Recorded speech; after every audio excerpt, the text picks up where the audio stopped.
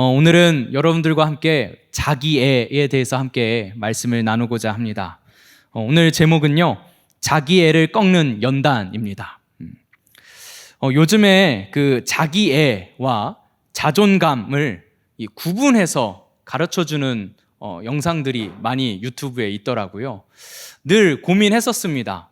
뭔가 자존감을 높여야 된다고 이야기는 해줘야 되는데 이게 자칫 자기애는 굉장히 신앙과 결이 맞지 않아서 이걸 교회에서는 어떻게 이야기를 해줘야 할까? 그런데 분명한 것은 자기애와 이 자존감은 구분되는 거 맞는 것 같습니다. 그런데 그동안은 지금까지 이 자존감을 높여주기 위해서 이 사람들에게 자기애를 심어주는 그런 오류를 범했던 것 같습니다. 그래서 그동안 이 자기애에 도취된 세대, 오늘날 많은 사람들이 이 자기애에 도취돼서요, 모두가 다 자기 중심적인 사고 안에 갇혀 있는 것 같아요. 신앙생활을 하는 동안에도 이 자기애에 갇혀 있다 보니까 이 신앙생활을 하는 모든 동기가 이 자기애에서 비롯된 그러한 모습들이 너무나도 많다라는 것입니다. 오늘날의 시대 사조가 자녀들을 그렇게 키우도록 조장한 감도 있다고 봅니다. 우리는 그래서 그렇게 길러지고 그렇게 키워지고 또 그렇게 만들어졌어요. 하지만 성경은 그렇게 말씀하고 있지 않습니다.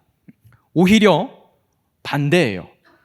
우리가 주눅이 들 정도로 성경은 우리 인간을 까고 있습니다. 오늘 본문만 보더라도 우리 8장 2절 말씀에 뭐라고 말씀하고 있습니까? 너를 낮추시며. 하나님께서는 우리를 낮추시기를 원하십니다.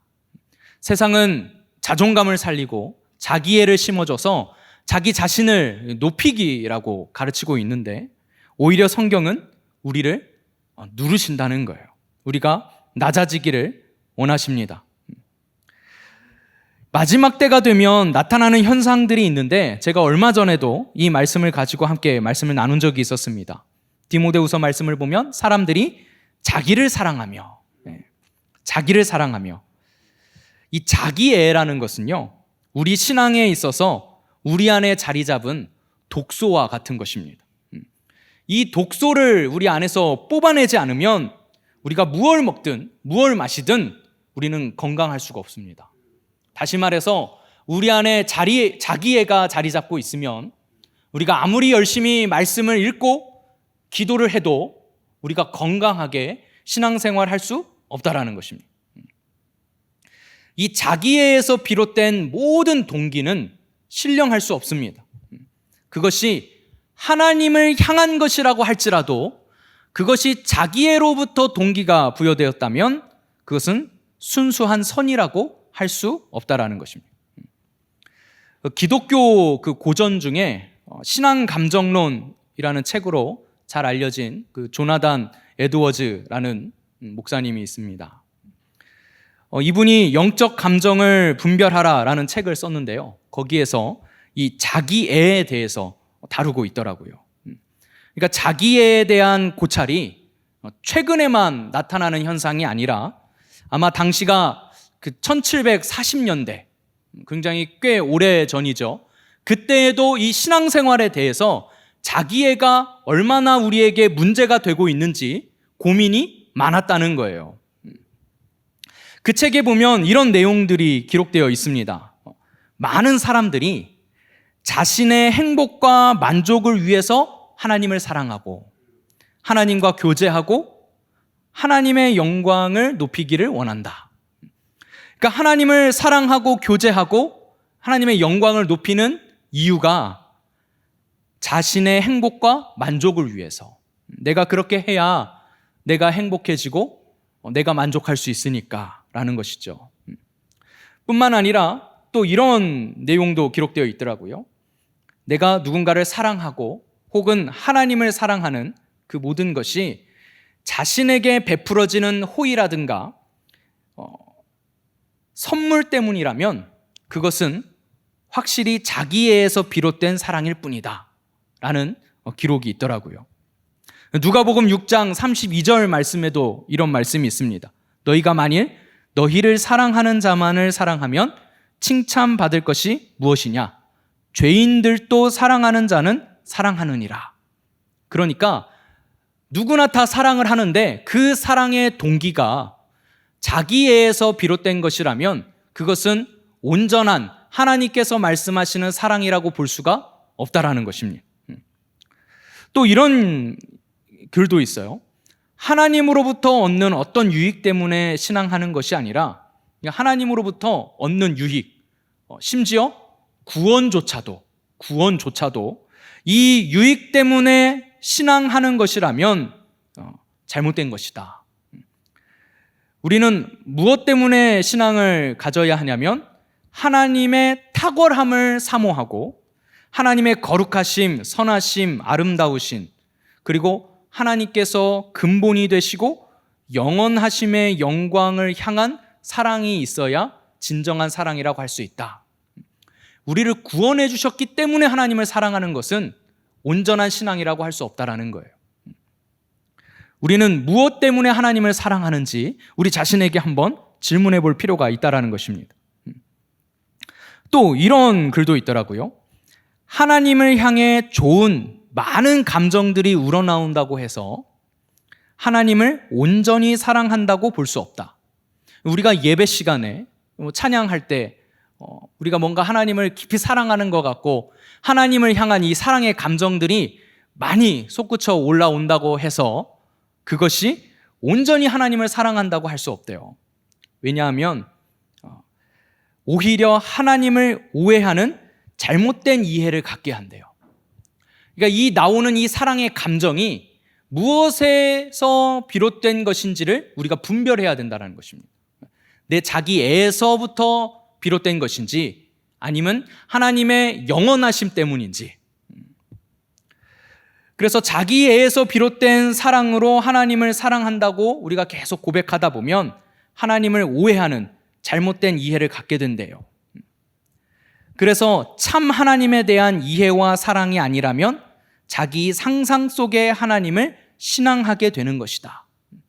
그러니까 자기가 찬양할 만한, 자기가 예배할 만한 어떤 상상 속의 하나님을 만들어 놓고 그 하나님을 오해하면서 그 하나님을 신앙하고 있다라는 것입니다. 다시 말해 모든 것을 종합했을 때 이 자기애에서 비롯된 신앙과 하나님을 향한 사랑은 온전한 신앙과 사랑이 아니라 자기 멋대로 하는 신앙과 사랑이 된다는 것입니다. 그만큼 이 자기애가 우리 안에 자리 잡고 있을 때 우리의 신앙에 미치는 영향이 굉장히 크다라는 거예요. 저도 이것을 보면서 굉장히 충격적이었습니다. 왜냐하면 누구나 사람은 자아가 있기 때문에 먼저 모든 것의 출발이 자기로부터 출발이기 때문에 내가 나를 온전히 사랑하지 못하면, 내가 나를 먼저 사랑하지 못하면 내가 과연 존재할 수 있을까? 이런 고민을 저도 했거든요. 하지만 성경은 자기애에 대해서 오히려 우리 안에 있는 독소 같은 것이다. 그리고 이 자기애로부터 잘못된 신앙이 자라게 된다라고 경고하고 있어요. 아니, 성경은요, 오히려 우리가 낮아지고 겸손한 정도가 아니라 완전히 가난한 지경에 이르러야 한다고 말씀하고 있었습니다. 심령이 가난한 자는, 애통하는 자는, 여러분, 심령이 가난할 수밖에 없는 까닭은 무엇일까요? 심령이 가난할 수밖에 없는 것, 그것은 자신이 가진 것이 아무것도 없고 아무것도 할 수 없어서 아무런 소망이 없다는 좌절의 상태에 이르러야만 자신이 가난하다는 사실을 깨닫게 됩니다. 내가 가진 것이 없다. 그리고 내가 할 수 있는 것이 없다. 나에게는 아무런 소망이 없다. 이런 어떤 좌절에 빠져야만 심령이 가난해질 수 있다는 거예요. 성경은 단순히 우리가 낮아지고 겸손해지는 정도가 아니라 아무것도 없는 정말 비참한 가난뱅이의 상태에 이르러야만 한다고 우리에게 가르치고 있습니다. 그리고 그것을 깨닫고 자신의 그러한 상태를 발견한 자만이 어떻게 할 수 있을까요? 애통할 수 있는 것입니다. 성경은 이처럼 우리가 스스로를 가난하고 애처로운 자라는 사실을 먼저 깨달아야 한다고 말씀하고 있습니다. 이것은 바로 우리 안에 있는 이 자기애라는 독소가 제거되는 상태에 이르는 것을 의미하는 것이에요. 오늘 본문을 하나씩 살펴보도록 하겠습니다. 오늘 본문을 살펴보면요, 1절부터 보면 이렇게 말씀하고 있습니다. 내가 오늘 명하는 모든 명령을 너희는 지켜 행하라. 하나님의 모든 명령, 하나님의 말씀을 지켜 행하라는 것이에요. 이게 바로 우리의 신앙이고 우리의 믿음입니다. 우리는 당연히 하나님의 말씀에 순종해야 해요. 그런데 순종하지 못합니다. 왜 순종하지 못할까요? 계속해서 본문을 살펴보면 그 답을 알 수 있습니다. 2절 말씀을 보니까 하나님께서 이스라엘 백성들을 힘들게 하신 이유가 있었어요. 내 하나님 여호와께서 이 40년 동안에 내게 광야길을 걷게 하신 것을 기억하라. 이는 너를 낮추시며 너를 시험하사 내 마음이 어떠한지 그 명령을 지키는지 지키지 않는지 알려 하심이라 라고 말씀하고 있습니다. 하나님께서 이스라엘 백성들 안에 있는 이 자기애를, 이 독소를 뽑아내시기 위해서 선택하신 방법이 무엇이냐? 40년 동안 광야에서 그들을 말리시는 거였어요.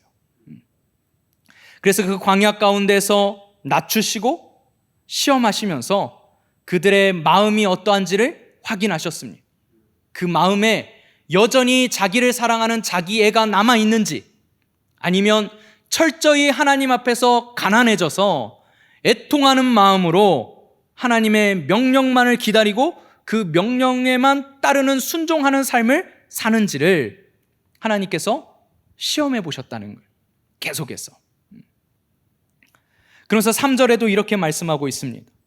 너를 낮추시며 너를 줄이게 하시며 또 너도 알지 못하며 내 조상들도 알지 못하던 만나를 내게 먹이신 것은 사람이 떡으로만 사는 것이 아니요 여호와의 입에서 나오는 모든 말씀으로 사는 줄을 내가 알게 하려 하심이니라.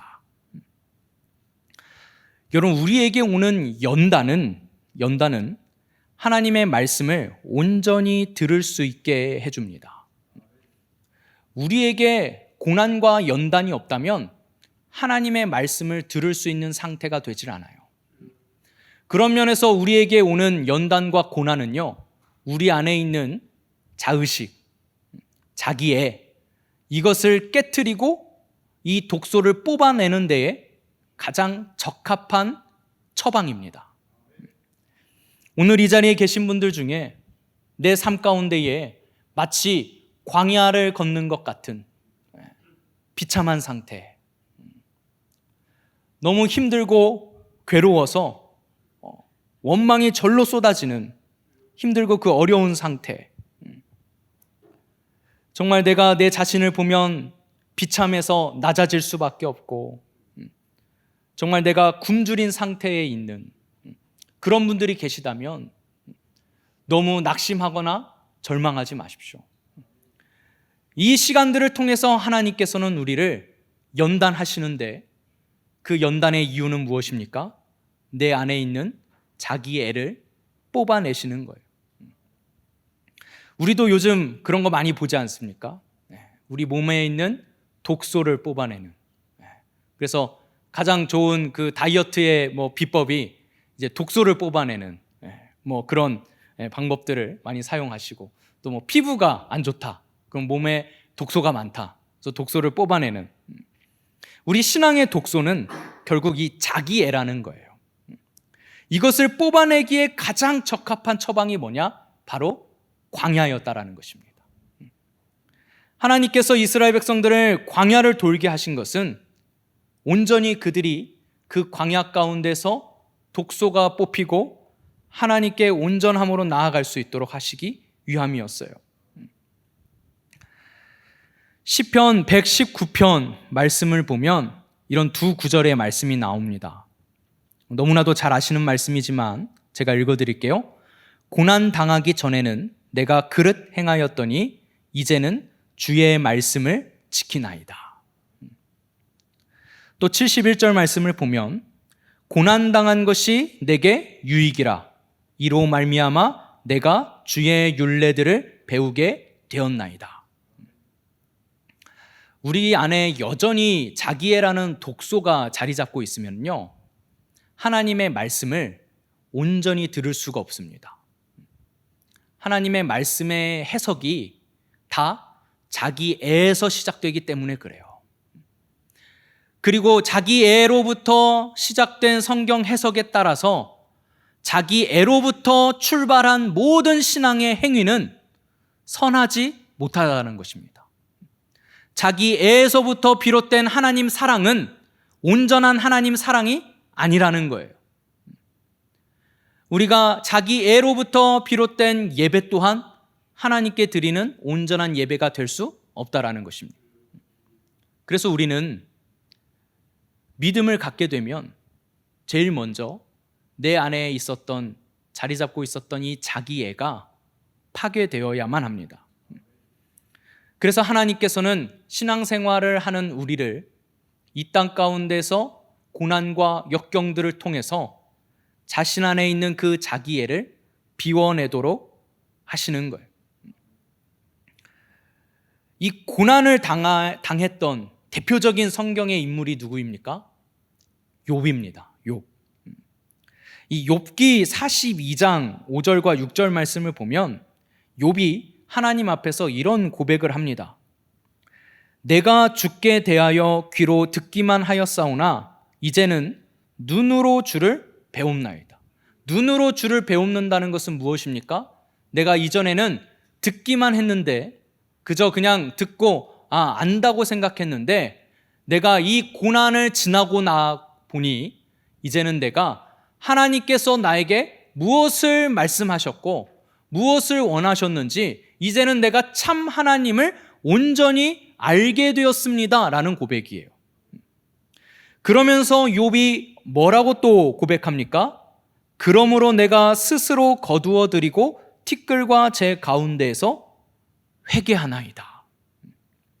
여러분, 성경은 욥이 죄를 지었기 때문에 고난을 당했다고 시작하지 않습니다. 욥은 그저 아무 연고 없이 고난을 당했어요. 그런데 고난 이후에 욥은 뜬금없이 하나님 앞에서 회개합니다. 이전까지는 친구들과의 변론 가운데서 네가 죄를 지었기 때문에 고난당하는 것이다 라고 친구들이 비난할 때 욥이 어떻게 했습니까? 나는 그렇지 않았다. 나는 지금까지 하나님 앞에서 온전하게 살려고 애썼던 사람이다. 나는 그렇지 않았다 라고 계속 방어해 왔거든요. 그런데 그랬던 욥이 직접 하나님을 대면하고 하나님께 직접 하나님의 말씀을 듣고 나서 욥은 결국 자신이 교만했음을, 자신이 하나님의 뜻을 온전히 알지 못했음을 고백하고 하나님 앞에서 회개하는 모습을 볼 수가 있습니다. 욥이 당대 의로운 자였고 신앙생활을 잘하는 자였지만 결국 그도 그 안에 자리 잡고 있었던 무언가가 있었다는 거예요. 궁극적으로 이 고난, 이 연단을 통해서 하나님께서는 우리를 만지십니다. 궁극적으로 하시고자 하는 작업이 있었다는 거예요. 그 작업이 무엇이냐? 바로 우리를 낮추시는 것. 우리 안에 있는 자기애라는 독소를 제거하시는 것. 이것을 왜 제거하십니까? 우리가 하나님의 말씀을 온전히 듣고 온전히 순종하게 하시기 위해서예요. 여러분, 여전히 여러분 안에 자기애가 자리 잡고 계시다면 여러분 하나님의 말씀을 온전히 들을 수 없습니다. 하나님의 말씀을 온전히 순종할 수 없습니다. 계속해서 여러분 안에서 충돌하는 여러 가지 이상 반응들이 나타날 거예요. 교회에서 하고 또 행해지는 모든 일들이 이해가 되지 않고 납득이 되지 않고 내가 왜 그렇게 해야 하는지, 내가 왜 그렇게 살아야 하는지, 도대체 이것은 뭐 때문에 우리에게 이런 걸 요구하는지 이해되지 않는 게 많을 겁니다. 그게 바로 여전히 내 안에 자기애라는 독소가 자리 잡고 있다는 것을 증명하는 거예요. 자기애가 아닌 순전한 동기가 우리에게 필요합니다. 그래서 우리는 연단을 연단인 줄 알고 받아야 합니다. 지금 이 시간에도 여러분들 가운데 고난과 연단이 있다면 그것이 왜 나에게 찾아왔는지 불평과 불만과 원망이 아니라 의문을 갖는 것이 아니라 하나님 앞에 겸손히 나아가셔야 돼요. 내가 왜 연단을 받아야 합니까? 내가 왜 징계를 받아야 합니까? 내가 징계받을 만한 일을 했습니까? 도대체 내 인생은 이게 뭡니까? 여전히 자기 애가 빠지지 않은 사람의 모습이에요. 오늘 본문을 이어서 계속해서 보면 4절 말씀에 하나님께서는 이렇게 말씀하셨습니다. 이 40년 동안에 내 의복이 헤어지지 아니하였고 내 발이 부르트지 아니하였느니라. 돌아보라는 거예요. 40년 동안 어땠는지 자신을 돌아보라는 거예요. 여러분의 인생을 한번 돌아보십시오. 여러분에게 있었던 그 수많은 고난과 역경과 연단들이 여러분을 영원한 고통에 이르게 한 적이 있습니까? 그렇지 않다는 거예요. 내가 그것을 불평과 불만으로 받았을 뿐이지 하나님께서는요, 여전히 나를 계속해서 인도하시면서 나를 연단하시고 내 안에 있는 독소들을 뽑아내는 과정에 있으셨다는 거예요. 비록 힘들었지만, 비록 고통스러웠지만, 괴로웠지만 네 의복이 헤어지지 아니하였고 네 발이 부르트지 아니하였느니라. 돌아봐라. 그러면서 이어지는 5절에 이렇게 말씀하십니다. 너는 사람이 그 아들을 징계함 같이 내 하나님 여호와께서 너를 징계하시는 줄 마음에 생각하고 내 하나님 여호와의 명령을 지켜 그의 길을 따라가며 그를 경외할지니라. 하나님께서 주시는 모든 연단 가운데 하나님께서 징계하시는 줄을 알고 그 연단을 겸허히 받아들이고, 도저히 못 받아들이시겠죠. 왜 나만 겪는 고난이냐고. 왜 다른 사람들은 이런 고난이 없는데 내가 저 사람보다 뭘 얼마나 더 잘못했다고 저 사람은 안 겪는 이 고난을 왜 내가 겪고 왜 우리 가족이 아프고 도대체 왜 나한테 이런 일이 생기느냐고 의문이시죠. 여전히 우리는 알 수 없는 의문에 휩싸여서 삽니다. 하지만 그것이 징계인 줄 알고 겸허히 받아들여서 내가 연단되어질 때 이 연단을 통해서 깎이고 꺾여서 자신을 낮추는 자만이 어떻게 할 수 있다는 것입니까? 하나님 여호와의 명령을 지켜 그의 길을 따라갈 수 있고 하나님을 경외할 수 있다는 거예요. 하나님을 경외하는 것은 그저 그냥 그런 모션을 취하는 게 아닙니다. 하나님께서 말씀하신 그 말씀대로 그의 길을 따라간다는 것은 그저 그냥 적당히 살아가는 그런 게 아니에요.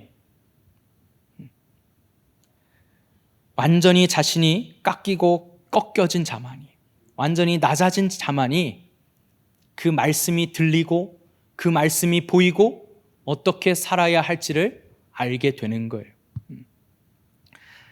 지금 당하는 연단이 어이가 없고 황당해도 너무 걱정하지 마십시오. 하나님께서 우리를 낮추셔서 땅바닥에 완전히 밟아 누르시려고 그러시는 것이 아닙니다. 로마서 8장 28절은 이렇게 기록하고 있습니다. 우리가 알거니와 하나님을 사랑하는 자 곧 그의 뜻대로 부르심을 입은 자들에게는 모든 것이 합력하여 선을 이루느니라. 모든 것에는 좋은 것, 나쁜 것, 모든 것이 다 포함되는 거예요. 우리 인생 가운데 있었던 모든 것을 통해서 하나님은 궁극의 선을 이루어 가신다는 것입니다. 그것을 신뢰하셔야 돼요.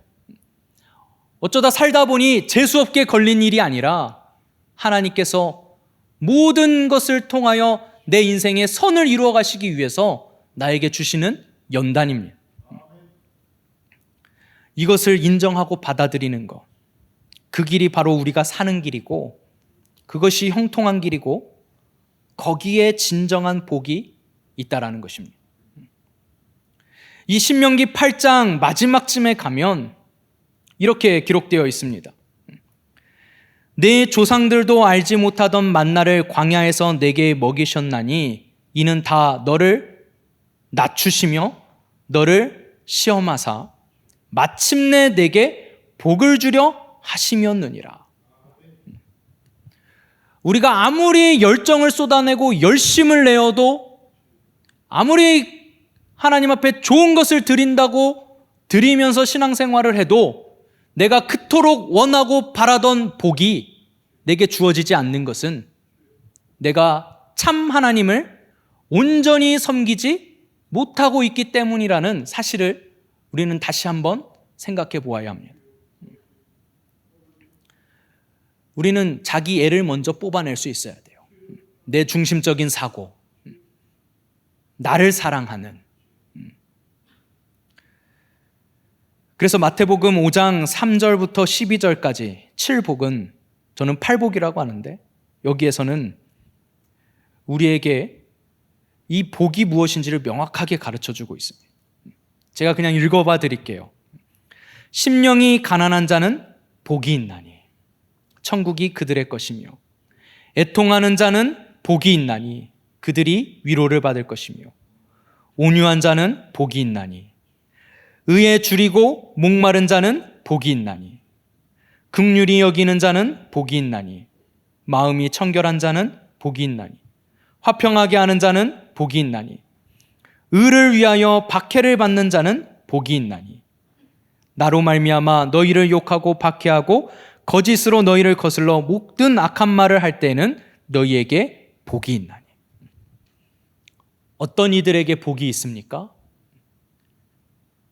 자신이 없는, 자기 애가 없는, 심령이 가난하고 애통하고 자기 것을 취하기보다 남들을 더 고려하고 생각하는 그런 자들. 자기에서 비롯된 행위가 아니라 자기는 없고 온전히 하나님께서 원하시고 뜻하신 것이 무엇인가를 깨닫고 그 앞에 나아가는 자들. 그들에게 복이 있다는 것입니다. 이렇게 살기가 힘듭니다. 어렵습니다. 쉽지 않습니다. 그래서 우리에게 고난, 이 고난이라는 연단이 반드시 필요합니다. 광야의 시간이 반드시 필요한 거예요. 그 광야는 불평과 불만과 원망의 시간이 아니라 하나님께서 나를 선으로 인도하시는 거룩한 시간입니다. 그 연단을 겸허히 받아들이고 그 연단을 통해서 우리가 해야 할 것은 내 안에 있는 자기애를 이 독소를 뽑아내는 그런 거룩한 열심이 우리에게 있어야 될 줄 믿습니다. 오늘 우리 함께 기도했으면 좋겠습니다. 우리 시간 함께 기도할 것은 하나님께서 나에게 광야를 통해서 고난을 통해서 연단시키실 때 내 안에 있는 자기애가 다 뽑히기 원합니다. 내 안에 있는 자기애를 다 비워내기 원합니다. 내가 하나님을 온전히 바라볼 수 있도록, 내가 하나님을 온전히 깨달을 수 있도록, 여전히 내 중심적이고 여전히 나를 사랑하고 내가 먼저였던, 내가 중요했던, 내 인생이 중요했던 내가 아니라 하나님의 말씀이 온전히 들리고 하나님이 뭐라고 말씀하시는지를 온전히 알 수 있는 거룩한 하나님의 자녀가 될 수 있도록 주님, 나를 연단시켜 주십시오. 내 안에 자기애가 뽑히기 원합니다.